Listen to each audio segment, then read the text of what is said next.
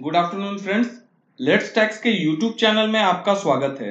Income tax and GST के updates के लिए लेट्स टैक्स के यूट्यूब चैनल को सब्सक्राइब करें और साथ ही साथ बेल आइकन को प्रेस कर दें ताकि ये सारे अपडेट्स आप तक पहले पहुंच जाए। आज के इस वीडियो में हम बात करेंगे how to save TDS on fixed deposit के बारे में। So let's start the topic. अगर फिक्स्ड डिपॉजिट की बात करें तो मोस्टली 3 टाइप्स की एफडी होती है। रेगुलर एफडीज की अगर बात करें तो ये वो एफडीज है जो नॉर्मली हम लोग रेगुलर कोर्स में करते हैं। सेकंड आता है टैक्स सेवर एफडी।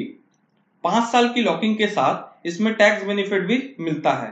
थर्ड आता है रेकरिंग डिपॉजिट, जिसमें हर मंथ में आपके अकाउंट से एक फिक्स अमाउंट एक फिक्स टाइम के लिए डिडक्ट होते हैं। आइए देखते हैं बैंक आपका टीडीएस कब नहीं काटता है। अगर पूरे साल में आपकी इंटरेस्ट इनकम किसी बैंक से 40,000 को क्रॉस ना करे तो उस बैंक इंटरेस्ट पर टीडीएस नहीं कटता है। ये कंडीशन बैंक वाइज है, ना कि पैन वाइज। सपोज कीजिए आपकी एसबीआई की एफडी की इंटरेस्ट इनकम 30,000 है और पीएनबी से 25,000 है, तो इस केस में भी टीडीएस नहीं कटेगा क्योंकि 40,000 की लिमिट बैंक वाइज है। अगर सीनियर सिटीजन की बात करें तो यही लिमिट 40,000 से बढ़कर 50,000 हो जाएगी। टीडीएस रेट की अगर बात करें तो 10% टीडीएस डिडक्ट होगा अगर आपकी इंटरेस्ट 40,000 को एक्सीड करती है बैंक वाइज। और अगर आपने अपना पैन जमा नहीं कराया है तो यही टीडीएस की रेट 10% की जगह 20% हो जाएगी। अब फ्रेंड्स, कई लोगों का क्वेश्चन होता है कि जिनकी भी टोटल इनकम 2.5 लाख से कम होती है या फिर जो रिटायर्ड पर्सन और सीनियर सिटीजन पर्सन होते हैं जिनकी मोस्टली इंटरेस्ट इनकम से आ रही होती है, जिन्होंने यहाँ पर एफडी करा रखी होती है। सो लेट सपोज उनकी अगर interest income more than 40,000 rupees या फिर 50,000 रुपीज है और लेट सपोज उनकी टोटल इनकम जिसमें उनके पेंशन भी आ गए और इंटरेस्ट इनकम भी आ गए वो 2.5 लाख से कम है और वो अपनी इनकम टैक्स रिटर्न फाइल नहीं करते हैं, तो उस केस में वो फॉर्म 15G या फिर 15H जमा करा दे, जिससे उनके इंटरेस्ट इनकम पर टीडीएस नहीं काटा जाएगा। आइए अब जानते हैं कि कैसे अपनी एफडी की इंटरेस्ट इनकम पर टीडीएस से बचे। फर्स्ट ऑप्शन आता है कि आप फॉर्म 15G या फिर 15H फाइल कर सकते हैं, जिससे आपके इंटरेस्ट इनकम पर टीडीएस डिडक्ट नहीं होगा।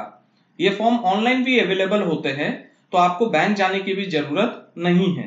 अगर फॉर्म 15G की बात करें तो ये फॉर्म 60 साल के नीचे के लोगों के लिए है, वही फॉर्म 15S सीनियर सिटीजन के लिए है जिनकी इनकम 2.5 लाख से कम है और वो अपना इनकम टैक्स रिटर्न फाइल नहीं करते हैं। Second option, distribute your FD. तो फ्रेंड, जैसे कि मैंने बताया कि बैंक वाइज टीडीएस डिडक्शन की लिमिट 40,000 या 50,000 के ऊपर है, तो आप क्या कर सकते हैं, 3-4 अलग अलग बैंक में अपनी एफडीज को इस तरीके से खुलवाए जिससे आपकी इंटरेस्ट इनकम 40,000 या 50,000 को क्रॉस ना करे। थर्ड ऑप्शन है टाइमिंग ऑफ एफडी। तो फ्रेंड्स, आप क्या कर सकते हैं, एक फाइनेंशियल ईयर के मिड में एक एफडी क्रिएट कर दे तो उसका इंटरेस्ट 2 फाइनेंशियल ईयर के अंदर बढ़ जाता है, जिससे आपकी जो 40,000 या 50,000 की लिमिट है वो एक्सीड नहीं होगी। फाइनेंशियल ईयर का मतलब है 1 अप्रैल से 31 मार्च। तो अगर आप अपनी एफडी 1 अक्टूबर को कराते हैं तो 40,000 या 50,000 की जो लिमिट है वो एक्सीड होने के चांसेस कम हो जाएंगे। फोर्थ ऑप्शन है स्प्लिटिंग एफडीज। तो फ्रेंड, इसमें आप क्या करेंगे कि आप एक एचयूएफ के भी अकाउंट खुलवा लेंगे, जिससे आपकी एफडीज स्प्लिट कर पर्सनल और एचयूएफ अकाउंट में करवा सकते हैं, जिससे भी आपकी लिमिट एक्सीड नहीं होगी। अगर मान लीजिए सब कुछ करने के बाद भी आपका टीडीएस काटा जाता है, तो अगर आपकी टोटल इनकम 5 लाख से कम है तो आप अपनी इनकम टैक्स रिटर्न फाइल करके उस टीडीएस का रिफंड क्लेम कर सकते हो। होप ये जानकारी आपको पसंद आई होगी। Thank you for watching.